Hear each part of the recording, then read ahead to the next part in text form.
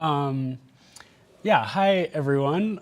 Thanks for being here. I know we're at the end of a long week with a lot of music, so I appreciate your presence and attention. Um, the American philosopher, linguist, political person, Noam Chomsky, once talked about that he always gives his lectures the title like topics in recent events and current events, because then whatever happens next, he can talk about what's new, and it seems like it was planned in advance. And that's a little bit the case with mine today. So the title of my lecture is Meaning, Form, and Identity. And originally I planned to show some newer pieces that change some of these things, but today, originally in the evening concert tonight, the piece that I was about to play will have been performed, but unfortunately we're not able to perform it, so I wanted to take this chance to talk a little bit about that piece, play that for you, and talk about some of these topics in it. So I'll play the piece in a minute, but first I want to talk about these kind of three concepts of form, meaning, and identity. These are kind of vague topics that come up in music education and composition, but for me, over the last few years, what precisely this means, I've been kind of questioning and changing some of my assumptions about it. So I want to start with the concept of identity, and I think this is something that young composers, really all composers, think about, is like, how do you find your voice or your musical identity? And that's something I've thought about. That's something that I think, especially for me in my bachelor's, I felt like was a really like a big, big topic. Like, there's all this kinds of music, there's all these aesthetics, and where do I fit within all of this? But I think when we think about identity, it's like, what in the music creates the identity? For me, for a long time, the answer would have been the material. So the sounds themselves, like if you work mostly with noise, that's one kind of identity. If you work mostly with traditional instrumental sounds and pitch, that might be another. If you work with a kind of electronic sound that has some more references to pop music or different experimental practices, that might be one thing. And one of the things that I've been thinking about recently is maybe the identity is not so much in the material or in one kind of material, but in terms of how these things relate to each other. And that brings up a little bit the question of meaning. So when we use a sound like, you know, say we have a cello and they play like a beautiful note with vibrato, it's kind of this neutral sound in some ways, but it also has a meaning that comes with it, right? It connects us to history, the history of classical music. It maybe connects us to certain aesthetic trends in the world today. And likewise, if you have, you know, that same cello play a really harsh, overpressure noise, distorted thing, this seems to have another kind of meaning, maybe something more aggressive. But my question is, I think nowadays, is maybe the meaning and the identity is not so much in the material, but how these materials interact. And also the question of, in a piece of music, are we as composers trying to show a certain identity and say, I know who I am, I know what I like, I know what I'm about, and now I just show it to you really strongly? Or do we want to ask questions about it? And I think for me, one of the things that's changed in recent pieces in the last few years is I'm less interested in showing one strong identity than I am in showing how none of these sounds, none of these materials, none of these aesthetics quite capture me. So I'm interested in pieces, in situations where we have a certain way of listening and we establish that in part of the piece, and something changes in terms of how we approach it. So with all that being said, and then the last topic being the form, and that's kind of where the form comes in, is that I used to think of form a lot like sections. You know, maybe you have a score for a piece, and the first thing you do if you analyze it is you might say, okay, it's in 5 sections, and here I can see where the transitions happen, and that's the form. And one of the things that came up in my composition lessons this year with my teacher was the idea that form is not sections or a way of making a diagram of everything that happens like containers, but more a kind of behavior, that a form is not about like, there's A, B, A, C. I mean, that it could be, and in some music that is how it is, but that in contemporary music, it can be, okay, when there's this kind of gesture, it has this character to it, and that character doesn't just stay in the gesture. It's not like you can put it in different boxes, but it spills over into how something from the past, a tiny detail might bring it up. So a form is not something that can always be made in a big chunk, but a tiny little detail, like an extra rest, one little sound that connects to something in the future or in the past can change the idea of form. And this is a piece where I was thinking about all of these things. And so I'll play this and then maybe show the score, and we can have a little conversation about it. And I can also talk about more concretely how it happened. Here we go. This is performed by Alex Silva, a percussionist based in Basel, who commissioned the piece.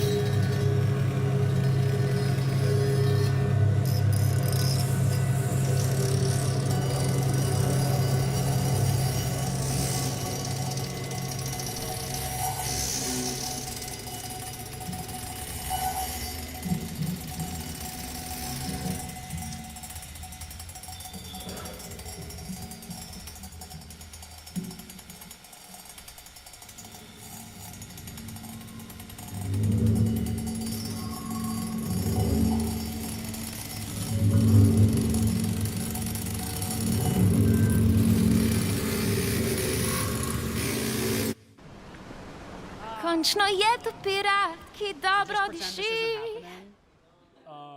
Stopi v ogenj s Hellsby, zagrabi. This is the problem with YouTube, isn't it? Yeah, it's not my computer.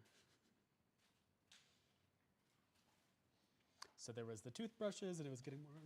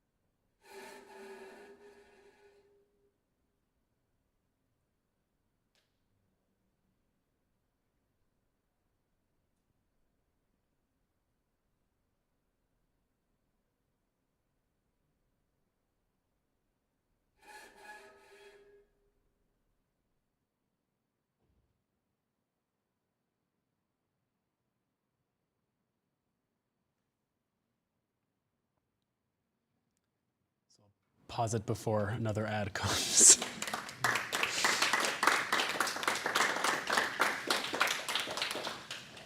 Yeah, so I hope that hearing the piece also clarifies some of the concepts I was trying to outline in the beginning, especially just listening to it again, how there are certain things that obviously repeat in the piece, the wind chimes, the bowing the wine glass and whistling almost the same pitch and things like this, but the surroundings, something that seems like, okay, this is a gesture that, like take the wine glass and the whistling, for example. This is a gesture that is kind of a sign of almost like intimacy in the piece, that we have this melodic stuff that also is bigger in the register, but this is a moment that is focused, and it's also like the body of the performer is engaged in a new way, like we almost hear his voice or something through the whistling, and it's very kind of inward. And in the beginning of the piece, the first time this occurs, there's something very sweet and sincere about it. But in the second half, when the same thing repeats after the kind of violence of the wind chimes on the tam-tam, those same qualities are there, but now the meaning has shifted in a way that it becomes almost, it's almost like in this last section that he's found these extremes of himself and isn't sure which one is real and how he proceeds with it.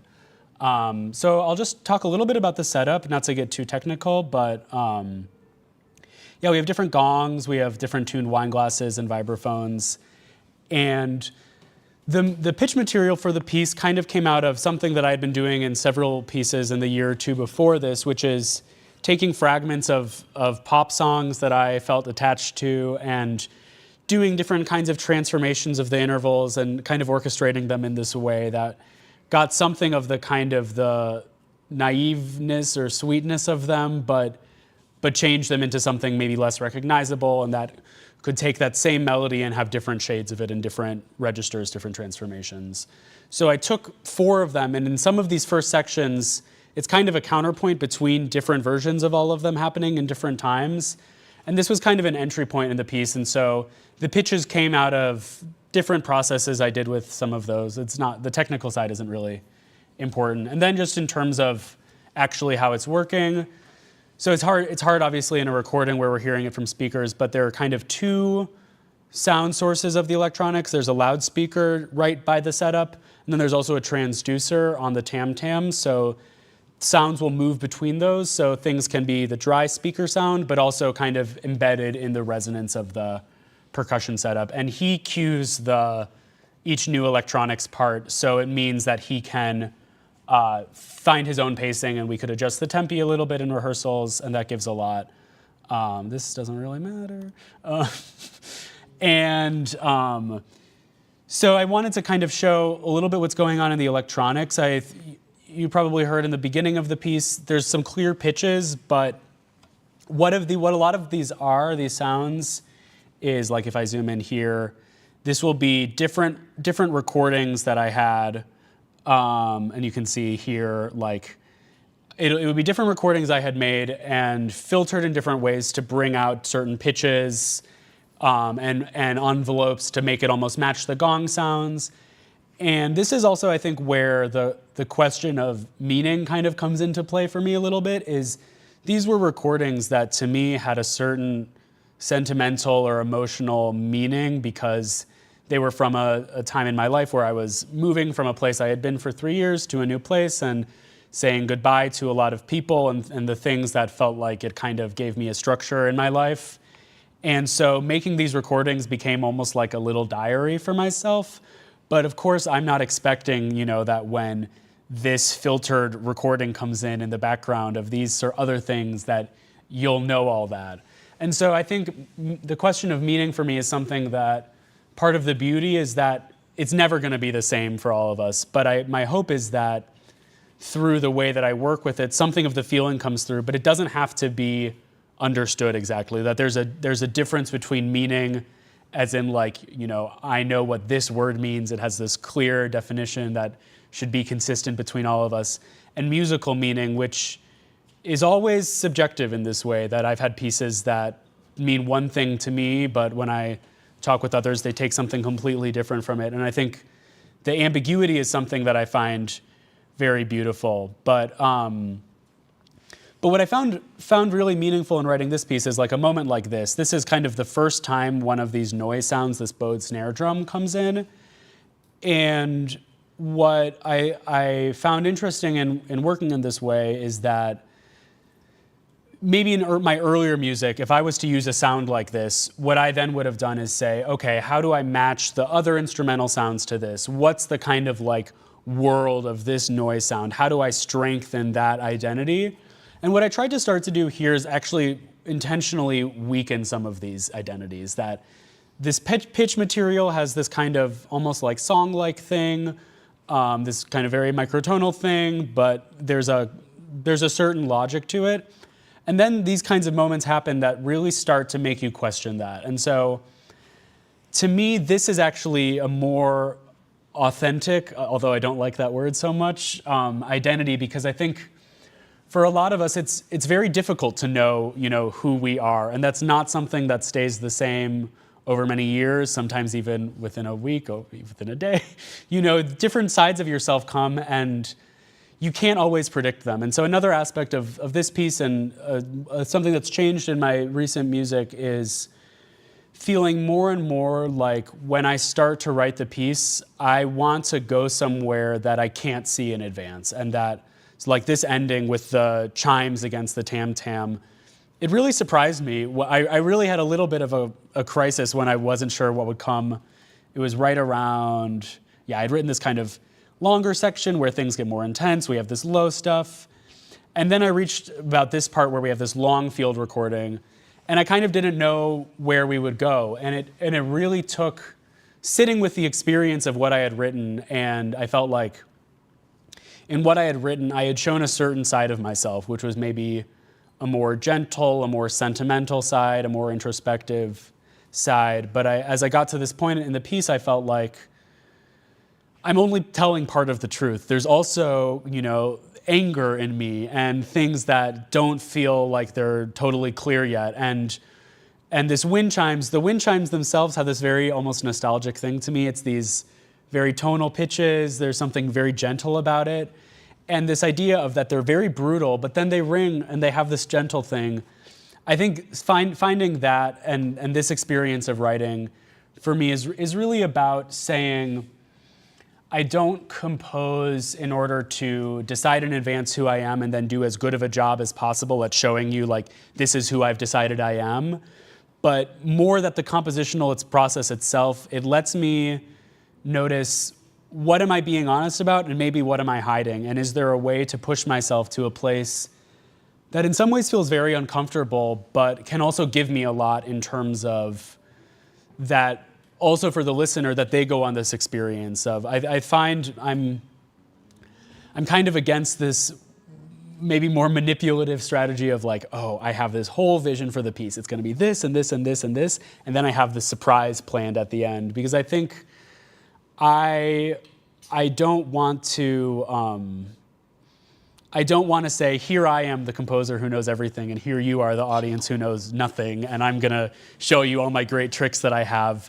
But I want to go up to a place together, and obviously, I'm writing it in advance, so it's a different experience. But I hope that these kinds of moments where something that I don't expect to come, that also comes through in some ways. So this is kind of tells you a little bit about this piece. I'm sorry that we won't be able to hear it in the concert tonight, because I think also live there's a different energy, of course, and especially with the acoustics. But I hope that this gave something in terms of just what I'm thinking about these days, and it's obviously growing and changing in future pieces. So if you guys have any questions about any aspect of this, maybe now we can move to a few questions if that works.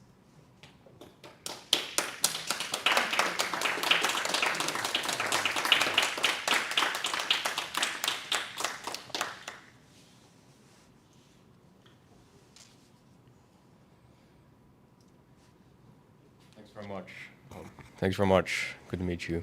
I'm curious about this idea. You brought up this term understanding. You use it in various respects, like understanding identity within the scope of the piece, understanding yourself, and so forth. And And my question sort of like has to do with what understanding is, but also like the potential of like, I guess I'd call it like an epistemological multiplicity of identity, in the sense that identity, as you say, it's not like necessarily this solid thing, and it's like, oh, everyone has this like common understanding, and boom, that's it. There's like, firstly, there's a sense of like ineffability that might be embodied by various people, but also like, it's not just like we don't understand this, but there's like almost like too much to understand, right? So I guess like my question is, when you're sort of like interacting with your past in this sense, and we have like, I guess what you would reflect on these changes of identity. Are they sort of like, is this change sort of like, you have this multifaceted thing and it's like revealing something that you didn't realize about it before? Or is it like a new thing that didn't exist before? Does that make sense? Yeah, I think it does make sense. I think it's kind of, these things feed into each other. So I think in the moment where you, like, actually, I think, not to like be like, well, here's a part in the score that answers your question, but a little bit of like this last section for me, I think gets kind of to the core of this, where I feel like what's kind of happening musically is I'm trying to come to like a final answer. And at first I say, you know, oh, actually the truth is something really, really violent and angry. But then it becomes something kind of like weird and unclear, but then there's another kind of side of it. And so I think there's a moment where you kind of, it's very psychological in some ways, of like the moment where you feel like you understand yourself and you say, oh, like, to make a very like kind of simple, like exaggerated version of it, maybe you say, oh, I'm someone who thinks that they're like a really nice and sweet person, but actually I'm really messed up inside and have all these dark sides to me. And then you start to say, well, that's not totally true. I also do have these other qualities. And the ways, I guess this gets to your question of like, the ways you think about yourself also then inform how you act, right? And so in a situation like this in the music, this moment where it says, no, it's just gonna be this violent, tense thing, then that leads me to a moment of saying, well, okay, that's not totally right. And then that leads to a moment where I can find a different form of that kind of like violent thing, but now it's this more vocal thing rather than this really just like attack, brutal thing. And then that leads to a kind of a more introspective moment that kind of says, oh no, maybe the softer side that was here before, maybe that is real and I want to hold on to that. And it's funny that now I can get to this page to answer this, because I have this instruction here for this final phrase that repeats, I don't know, 7-8 times in slightly different tempi, slightly different rhythms, different gaps between them, that I thought of it almost like a phrase, like a, you know, and that could be a lot of different phrases. Like it could be like a, like, I even made a list of like these different things and these different kinds of things that could be the meaning in the end, whether it's like a kind of like saying you're sorry or that you missed something, or like these different ways that the same kind of speech rhythm could mean different things. And the idea being that the more you repeat it, the more new meanings come, but also the more that you reduce them. And so I think, I don't know if I've been answering your question, but I'm kind of been just riffing on it, of like, I think it's both always. Like you try to understand yourself, and trying to understand yourself changes how you are, and that creates new things you try to understand. And so the identity never gets fixed in the end, but it's not that it doesn't exist and there's nothing there. It's just something that the process of finding it is maybe more of the point than the actual thing itself. That makes sense. Thanks. Hello. Now I can see. Hey. Yeah, I just want to make sure you can see me. Yeah. I'm kind of curious about like how you're feeling about like salience in your music and abstraction as two sort of formal devices, specifically when you you talk about like the pop songs that you're referencing and like how you're like abstracting their sort of original material or their first manifestation, or how you came across them as material, and like how they sort of manifest in the piece, and like through manipulation and your own abstraction, they become, there's like 2 layers of abstraction, right? And like now the sort of salience that we feel is only within the container of the piece itself. Like we're hearing the chimes come back. It's like we're not, I guess what I'm saying is like the microtones themselves, like they have this connection for you to the music, but within the music, like our connection is to them within the context of the piece. Yeah. And I'm curious, like what is the role of abstraction in your work, but also like why do you abstract like something like microtones, and how they sort of become this like self-referential thing, but then also like very private referential thing.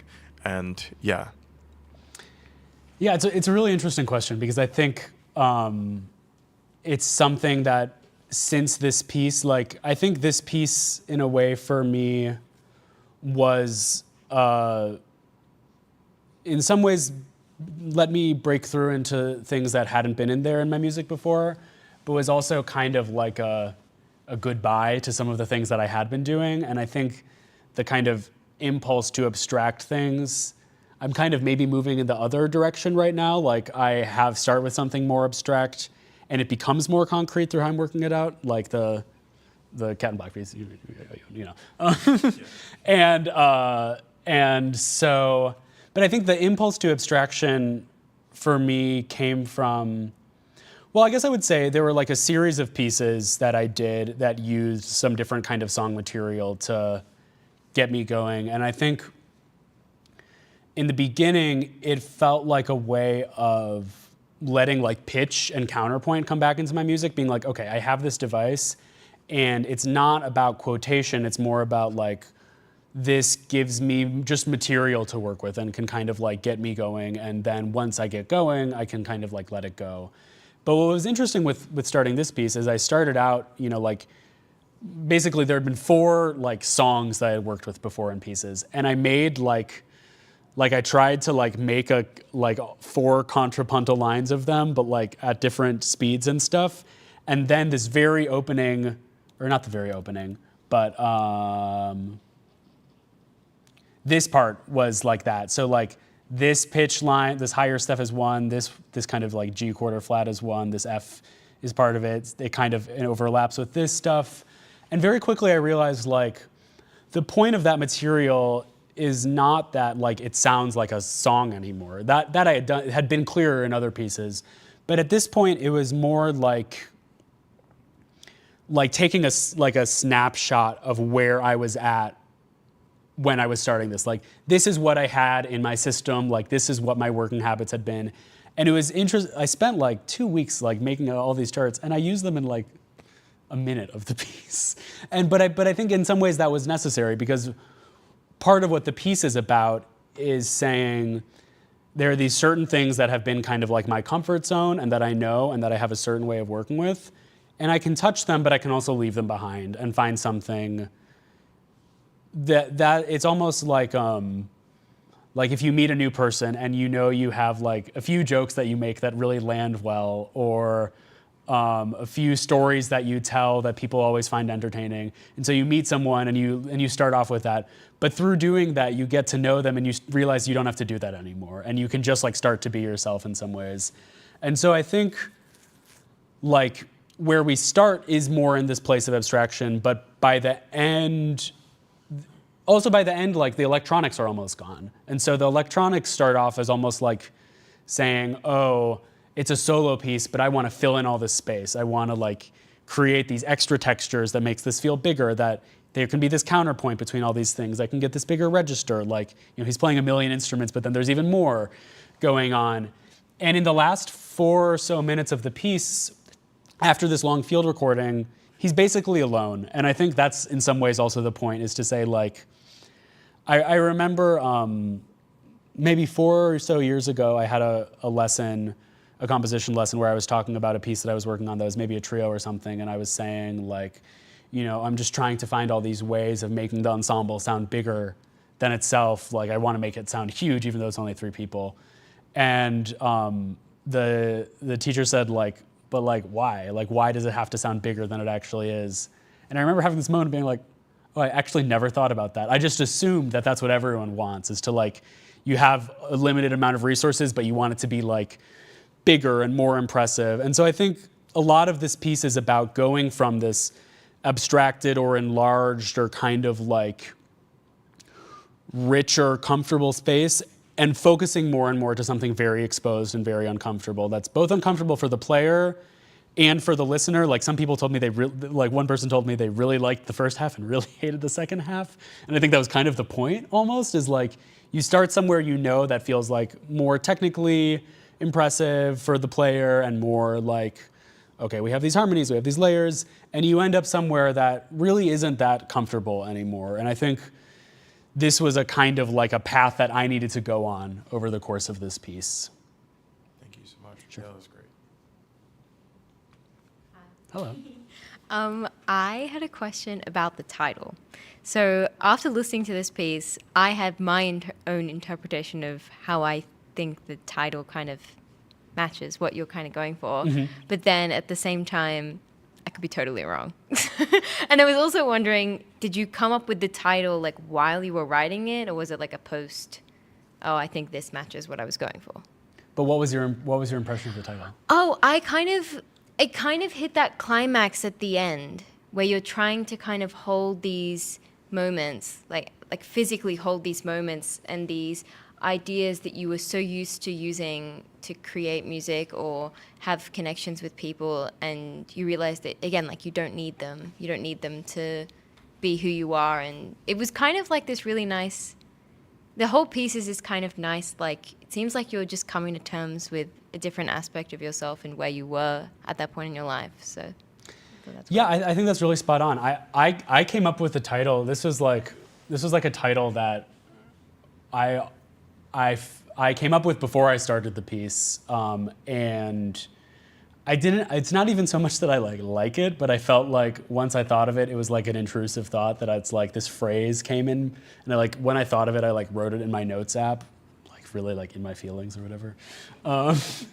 And I think for me it was kind of like the literal meaning would be like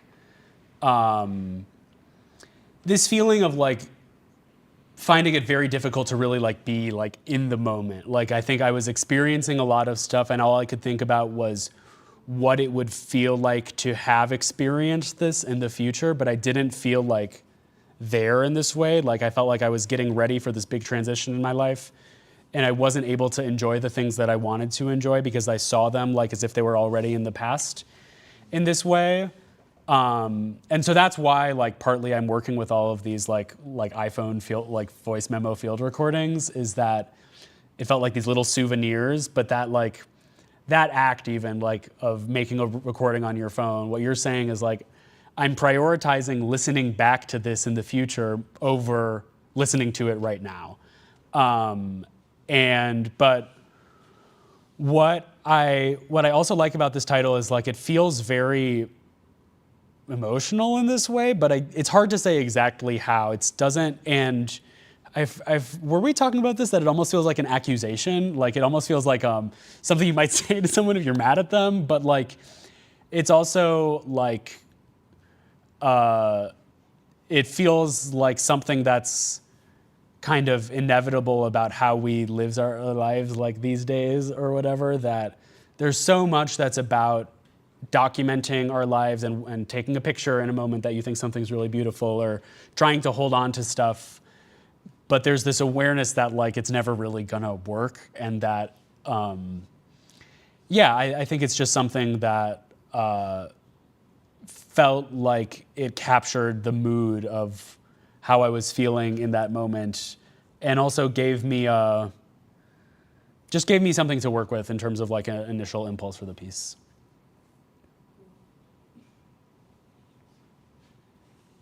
Because we're on schedule, we won't have time for more questions. So thank you for the presentation, and everyone's invited in 10 minutes for the next one. Okay, thank you.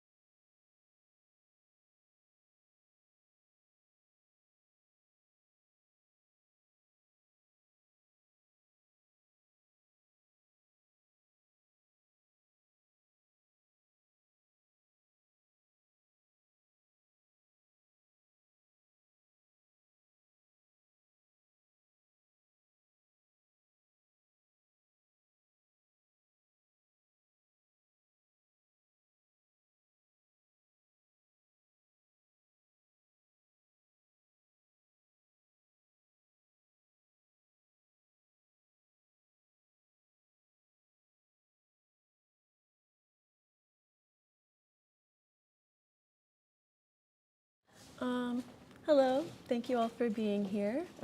As Isaac said, I know it's nearing the end, and everyone's probably tired, so thank you for joining me today. I have a bit of words prepared, so bear with me. Today I'm going to talk about something that I'm thinking about a lot in my work, which is the idea of the musical work as a world or a worlding agent, and the experience of the musical work as a process of worlding as a verb, and how this relates to my creative process, as well as I want to touch on some of the political and philosophical implications of this approach. However, I want to mainly bring it back to my approach and creative process because we don't have that much time today. So.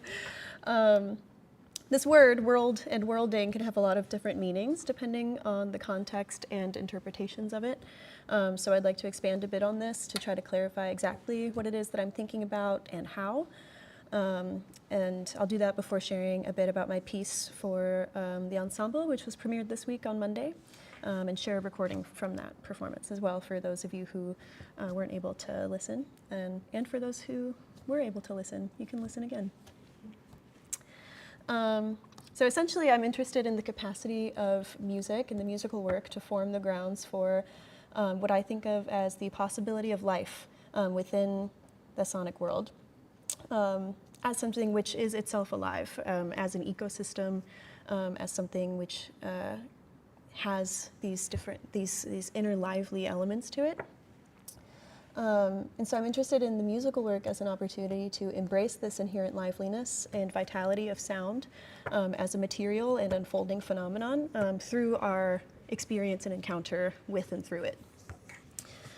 So as I've described in my interview questions for this year's program booklet, I imagine the musical work generally as a world of its own, with its own terms, languages, ways of growing and receding and decaying and interacting. And I'm interested in the conditions of liveliness, both in the creative process as the composer, engaging with these sounds and ideas as something which has an inner vitality to it, and also in the experience of listening.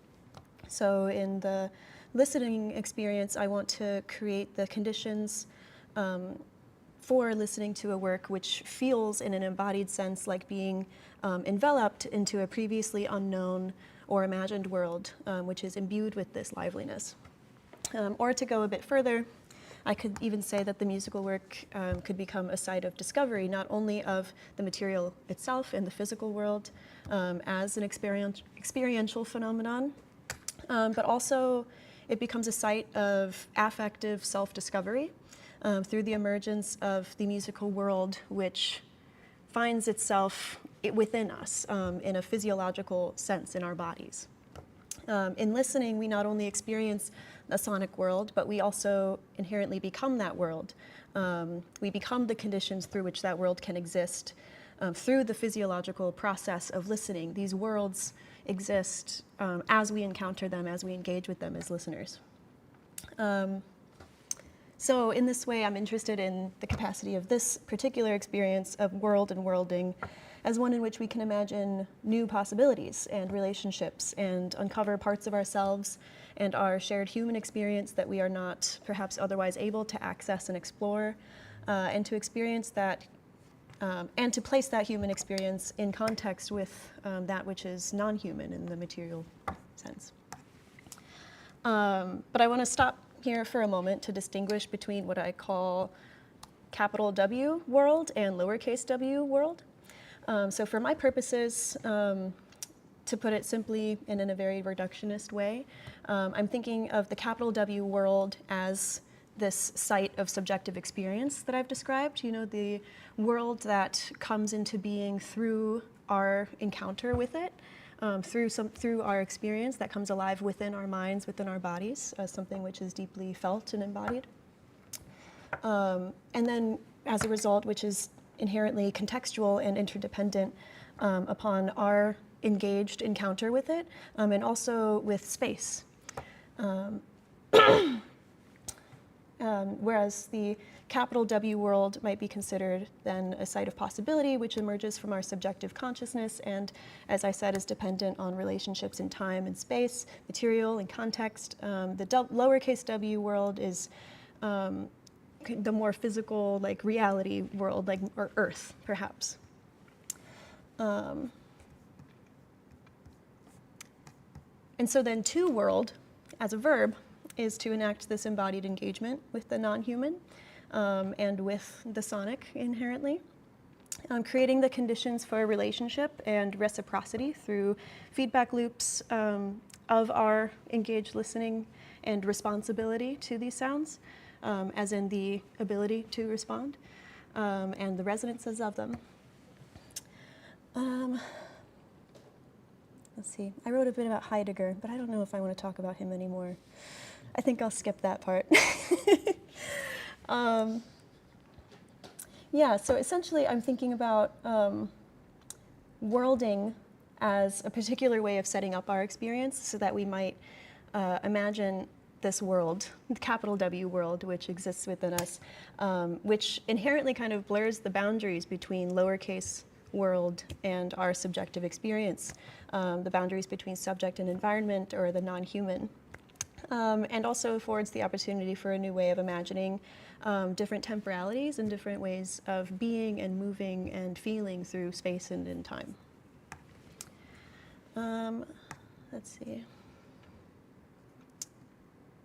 Yeah, so at the core, I'm interested in the conception of the capital W world and worlding as a verb, as an action, which centers agency, interdependence, and material vitality over the imposition of human will, and allows for the embrace of a lowercase w world, or Earth, which is in fact full of life and vitality in a new materialist sense.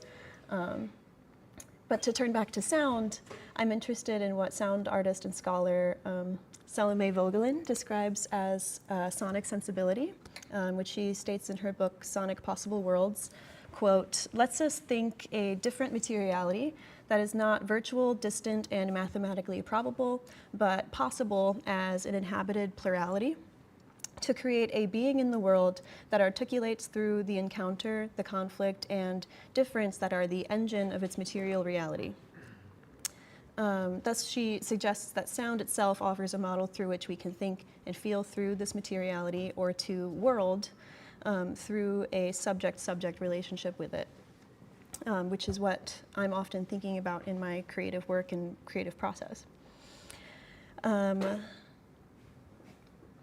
not going to say what I wrote there.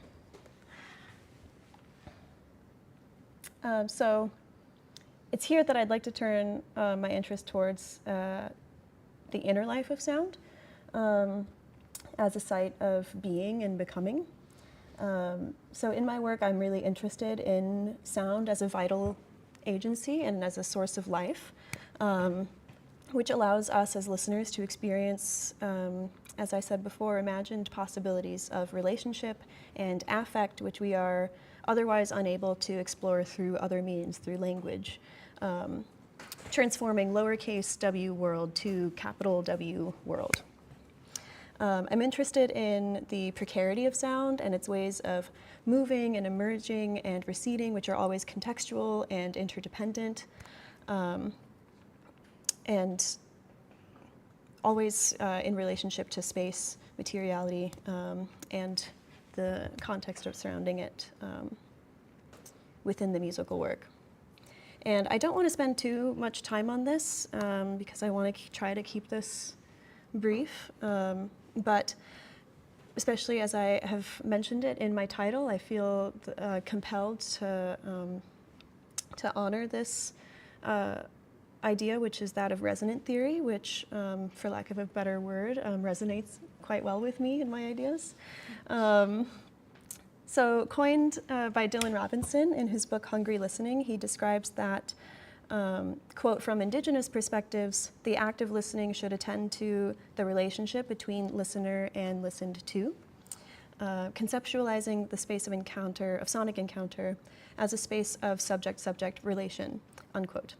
So again, finding some resonances there with Salome Vogelin, which I quoted earlier as well. In describing a resonant theory, Robinson also delineates the historic boundaries between listener and listened to, stating that, quote, "The meeting between listener and listened to is bounded by a Western sense orientation in which we do not feel the need to be responsible to sound as we would another life. Sound's perceived lack of subjectivity here results in an asymmetrical relationship where the listener's response can be one where they dismiss, affirm, or appropriate sound as content," unquote. So for me, I'm really interested in this kind of subjective relationship with sound, and treating sound and sonic material as a collaborator rather than an object which I am sort of imposing my will as the composer upon.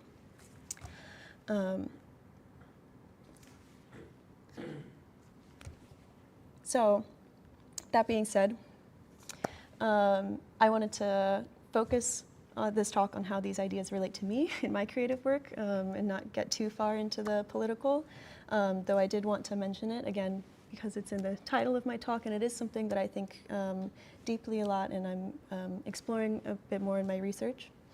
But to bring it back to my approach and process, when I am engaging with a new work or what I consider a possible world, I strive to really take seriously the inner agency of sound and how it might like to move and interact with other sounds in time and in space. Which isn't to say that I'm not making creative decisions, because of course I am, or that I am completely surrendering control. But as I said before, I try to think of the work itself as a collaborator with agency in a way, rather than something I'm imposing my will upon. And so in that sense, I don't compose with preconceived structural decisions typically, or mathematical proofs to try to organize the music in a particular way. Rather, I think my approach is based primarily on searching for a sense of emergence, which feels organic, and movement, an energetic movement. And so what I'm often thinking about is, if I make this creative decision, how does that make the sound want to move? When I play a sound or a phrase on my cello, how is this sound moving me? How might it want to move? How might we move together or against each other? Who else might want to move with it? How does this sound and its movement contribute to the ecosystem of the sonic world as a whole? And finally, what is the affective result of these encounters? And is it something that I want to explore? Or do I want to maybe move the sound in a different way? So that brings me to talking specifically about my piece from Monday entitled Chimera. I feel that this piece was a pretty big milestone for me in terms of this way of thinking. This has been something I've been thinking about and trying to explore and incorporate into my creative practice for the past several years, but this feels like the first piece where I've gotten a bit closer to really honoring the agency of sound and of material, and in creating a world which contains life rather than merely the conditions for it. And what I mean by that is, I think in previous works I've been so concerned with the creation of something which can be considered a world, something which has this sort of clear definition to it, which I can feel immersed within, that I became preoccupied with what I, looking back now, feel are just the borders. It's not the agents, it's not characters within the world, but rather just kind of the walls and the conditions of the world itself. But something that I've been really interested in about the past few years in incorporating my work is not only creating the conditions for life to occur, but like, how do I create life itself? Which sounds like a big thing, but it's something that I've trying to explore the past few years in various ways by taking seriously sound as something which is, again, very material and has an agency and very vital. And yeah, I think perhaps now we can listen to the piece to give us some context and something to latch onto, and then I can talk a little bit more about it after that. Oh, here's some images I was inspired by when I was working on this piece. The piece is called Chimera. It's inherently about multiplicity. It's about the idea, not necessarily of the traditional, Greek mythology version of it, but just the idea of a creature which, or a body or a world which doesn't quite make sense of itself, that has these contradictions and these different ways of moving and being that don't always coincide with each other. And the piece is constantly splitting off from itself and like learning how to behave one way and then having that be upended and moving in a different way. And so in that way, this piece was really a valuable way for me to explore this idea of agency and contradiction and multiplicity in creating a lively world and not just a flat one or an empty one.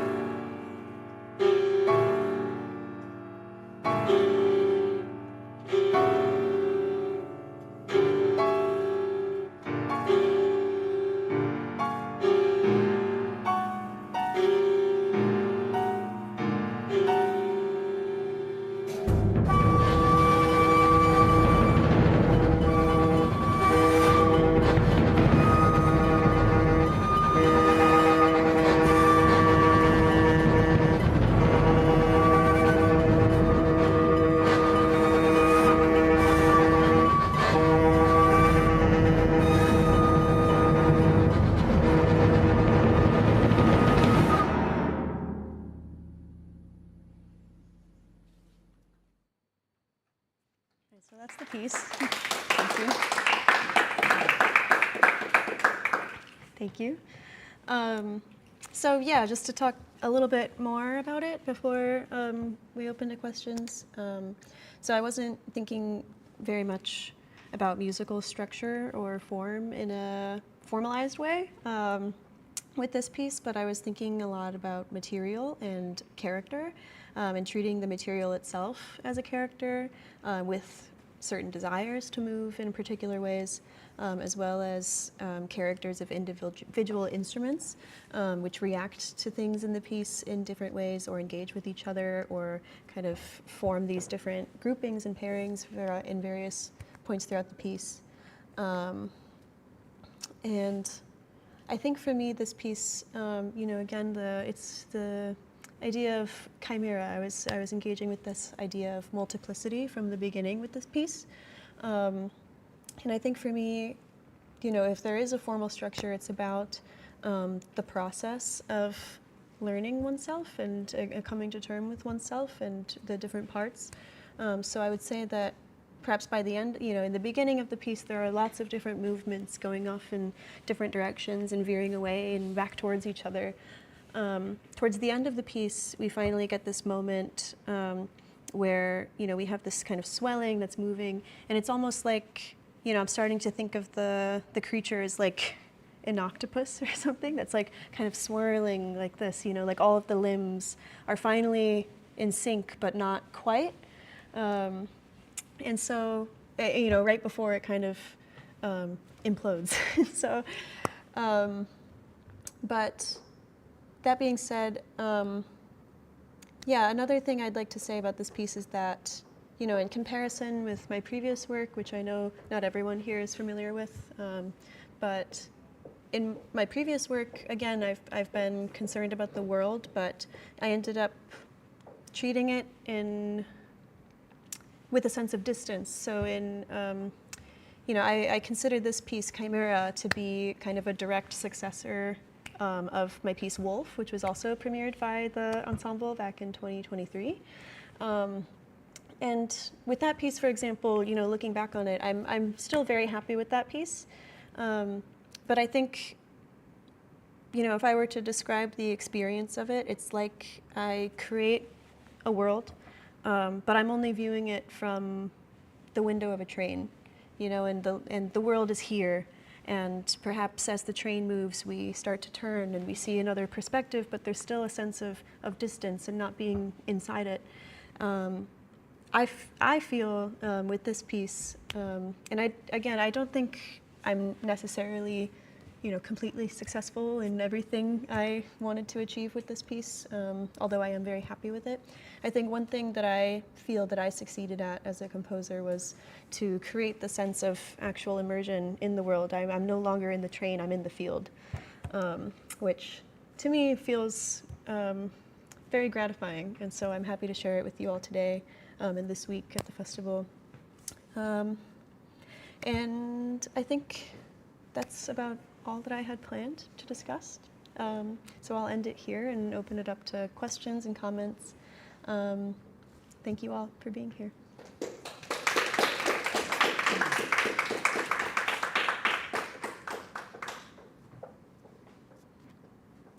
Hey, Darcy, thank you for your talk. Still trying to formulate this question. I think it has to do mostly with your definition between like capital world and lowercase world, and how you describe like lowercase world as being like sort of defining like the walls, like the aesthetical walls of a space, and then being able to call that like the place. And then like you're also describing like being in the train and like looking out, and like that's also a way of defining once again the world. You're seeing it through a framing. But I guess for me, I'm curious, like with the capital world, like this idea of like ethics maybe, and like how that manifests as well in the space, because I feel like part of the musical process, or like what we're trying to get at when we're creating this like environmental space, or like this sense of an environment, of a vital space, or a place of vitality and vivaciousness or whatever, is like that there's also a sense of like belonging amongst all the agents in the musical texture or within the musical setting. And I guess, yeah, I'm curious, like, is perhaps like, where do the ethics manifest? Is it like between like the listening between instruments? And you also mentioned desire later, and I'm curious, like, is desire also a way of defining like an ethical manifestation, or like a manifestation of ethics amongst the instruments, in that they're like, what they hope to achieve for themselves becomes a reality within the piece? And does that define for you maybe the world, the capital world? Ethics. Yeah, this is something I grapple with a bit, and I'm not sure that I have like a really coherent answer, because there are so many different ways to tackle this question of ethics when you're thinking about sound like as something which is like subjective in this way. Let's see. I mean, I think for me, so the first point that you raised about regarding ethics was a sense of belonging within the world, within an ecosystem. And I think the first thing that came to mind immediately when you said that was that if we were to look at nature and at ecosystems, there aren't always things that belong, right? We have invasive species, we have, or perhaps we do have things that belong, but they don't necessarily coexist all that well, you know, contradictorily, like predators, you know? And so I'm not sure how to place that within the context of ethics, but that's something that immediately came to mind, is that kind of relationality, and not necessarily trying to impose a sense of morality on sounds or ways of creating them. So I guess I'm interested in exploring desire in a very base way, in a very instinctual and intuitive way. And I think that for me, sound and music is a way of exploring desires in a way that I am not able to through other means, through language, you know, and exploring these different possibilities and ways of relating in these, in time and in space. But I'm not sure if that really answers your question of ethics, nor do I really have an answer, but those are just kind of the thoughts that came to mind as a response. No, yeah, that's a great point. I think then you don't have to answer anymore, or however you feel, but yeah, I think when you mentioned desire and like also this like sensuous nature to how animals coexist, or like, I mean, there is something about like locusts and like how they can like destroy giant, you know, swaths of crops or whatever, and like destroy areas, but it's like also their presence is needed in that way, and they exist for a reason. And I guess I'm trying to like move away from the morality side of things, but more so like belonging as being beyond morality in a way. Like it's like an understanding that certain musical objects belong because they're a part of the body. So I guess that's what I'm also meaning by desire, as like I feel like there are many moments in the piece where like we're hearing, you know, the bits in the viola and like bits in the harp where it's like they stand out texturally against the rest, but there's a sense of belonging because not only are they instruments in the ensemble, but like they have a quality that seems to repeat itself and come back, and they sort of prove their stance, I guess, or they solidify their reason for being there. So yeah, no, I think that does get to what I was getting at. Okay, good. Yeah. Okay, thank you for the clarification too. Yeah, I understand a little better what you mean. Yeah. Yeah. I don't think I have anything else to add, however. Thank you. Thanks very much. I really like the piece and the talk. Thank you. I'm going to steal a question idea from Jelani in the previous lecture. I'm going to ask about abstraction, and particularly form and how you think about form. Because, I mean, actually, this is another theme from the previous lecture. Isaac mentioned that his teacher sort of like presented this idea that form is not merely this like container for materials, right? Whatever that means. And I tend to contend with that, right? It's like to think of form as a container would treat it as like this passive thing which you like cast your will, which is like the approach which you're getting away against, right? So I guess like my question is like, or my thought is that there's a trap that I find, let's say in my own compositional practice, in that I sort of like try to deal with like sound as this like live thing and like treat it as like a participant and like try to like flatten the hierarchy, like an ontological hierarchy, I guess, and like, yeah, treat it as, it's like almost you're coexisting with this thing.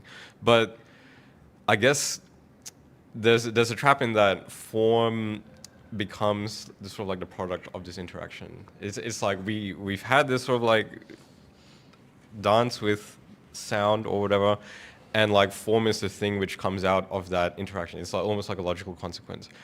And you might say, oh, okay, well, if form has the potential to become, if it has the potential to be treated as this passive thing, then we just need to shift our attention and treat it as an active thing again, right? And so, okay, so we have the direct sounds, and form is produced from that, and we look at form now and say, okay, I'm going to shift my attention to you and say, I'm going to treat you as a live thing. But then it feels like what might happen is that another layer of abstraction can be created. The interaction between you and form creates a new layer of abstraction, which is treated, which can be treated as passive, right? I guess like my thinking around this is that to like treat it as like interactive all the way down is like say, well, these sort of like meta levels that I'm conceptually casting are sort of like arbitrary in a sense. They're like, well, it's not like form is separate from the materials themselves, right? They're like connected in this way. But anyway, I'm like interested in like how you think of like these abstract structures, not just temporally, like in the case of form, but also just like things like, for example, another example of an abstraction might be the difference between like a particular multiphonic and like an orchestration of like 5 instruments all playing like different multiphonics, right? The concatenation of those sonorities creates like an abstraction in a sense. So yeah, I'm interested in what you have to say about abstraction, form, and so forth. I have 2 things that I think I really want to latch on to. I don't know if I can answer your question entirely, but so the first thing is that for me, form is, like you said, a consequence of material, but that doesn't mean that it's independent of it. I think the material itself is inherently self-referential, which gives these sort of like medium and macro level ways of conceptualizing a form in, after the fact as we are listening to it. But it's not necessarily something I'm completely conscious of in the creative process, admittedly. And I think the other thing I wanted to latch on to was, this idea about abstraction and about form as a mode of abstraction.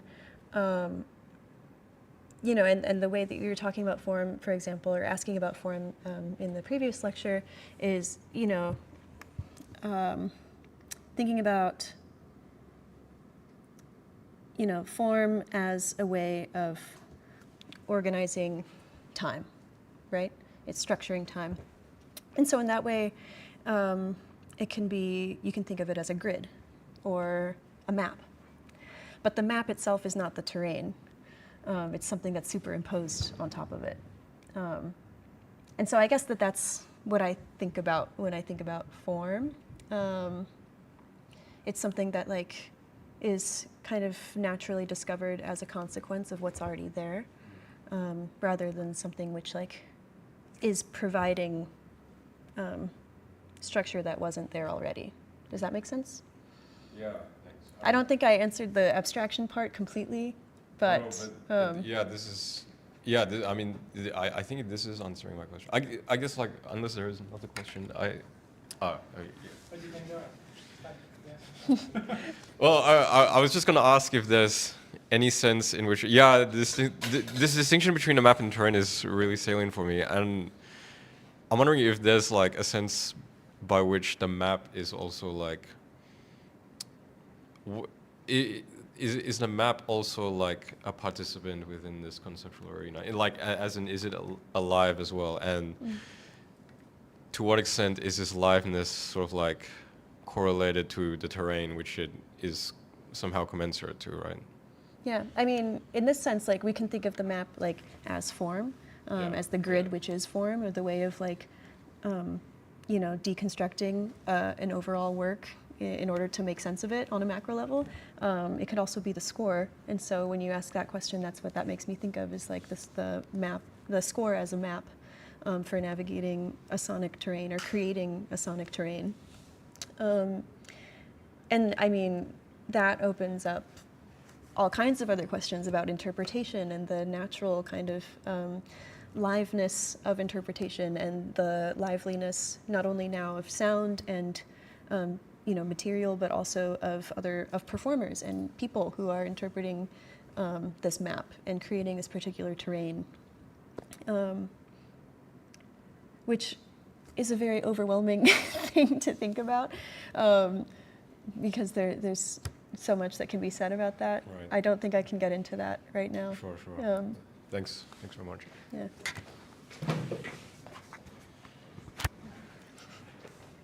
Yeah, thank you for your lecture and for sharing this like really wonderful music. I enjoyed it a lot. Thank you. My question is about my perception of the piece and how I perceived the lecture. So also considering the pieces I heard last year, I get from your music, I get often the feeling that you have this wish to create, like, as you said, this world, which is always kind of round and it's like an entity on itself. So it's like when a piece is over, it's kind of fulfilled, it works. There are contrasts inside, but still it makes like this whole in the end. Like, and I was wondering, like, what's your point, like your standpoint in the field of like blending, bringing things together, like harmony and contrast, or like provocatory, more dissonant, like formal or conceptual aspects of maybe worlds that could contradict and so on.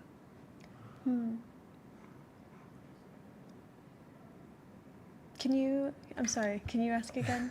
Yeah, sorry, it was make maybe sure I'm completely understanding. maybe I said it too complicated. Like the first part where from my perception was clear. Okay, so like that I observe it often as like a round thing that is very like, in a way it's like a heel world. How to say, like, it's not ill. It's like full and round and it's working. I see. And I was curious about your position between a field of like this heel and like working world versus a point where it's like broken, or maybe the piece ends in a way that's still open, like a field of things that are not clear in the end, or like where would you place yourself or why? Yeah.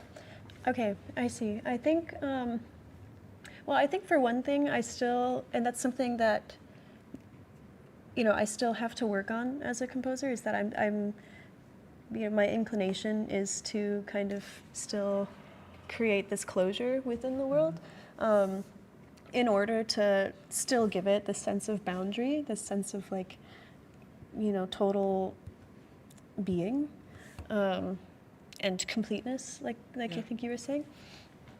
And so, like, I think with the ending with this piece, like that's something that I do here, even though like obviously it's like kind of brash and loud. It's still like something which feels to me like a closing statement, like in summation, here is the world. Yeah. And so I think, to answer your question perhaps really simply and maybe not completely, is that I think that that's just still like a tendency of mine that feels very safe to do, or to you know, define the world as a whole, and to kind of add a period at the end. And it's something that I really want to explore, is like, what does it actually sound like if the world is kind of truly in decay by the end, you know, and not just like in the middle, or like hinting at the possibility of it, but like actually physically kind of modeling that. Yeah, I'm not sure where I land with that, and with your question about like harmonicity versus like dissonance. I mean, again, I think of that spectrum more in terms of like energy than I do about like anything else, and color. And so rather than like thinking about like what it, well, yeah. Yeah, I think this is something for me to think about. Thank you for your question. Yeah, thank you. Sorry, we've reached the limit again on our time. So yeah, thank you again for the presentation. This part of today is over, but the concerts are still going. So yeah, thanks everyone. Thank you.